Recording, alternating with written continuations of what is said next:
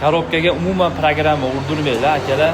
Programma urdirish oqibatida korobkalar Porschelar ko'tarmay qolyapti. Mashina 30 ming, 40 ming kilometrgacha ko'tara oladi yangiligini hisobiga. Keyin umuman detallar ko'tarmay qoladi. 100 ming, 150 ming yurgandan keyin mashinada o'zgarishlar bo'lib, Porschelar otib yuboryapti, miyalari kuyib qolyapti.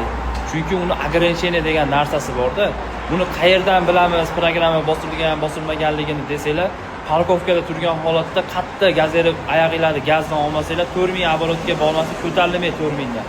Agar programma bosgan bo'lsanglar, parkovkada turgan holatda qattiq gaz bersanglar, 6000, 7000 оборотga tushib ketadi. U stage bosilgan bo'ladi korobkaga.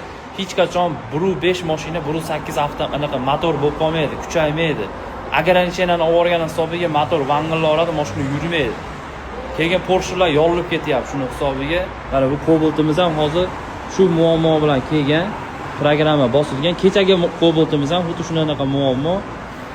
Akalar, programmalar bo'lsa, zavodskiy joyiga qaytarib qo'yiladi. Zavod baribir zavod.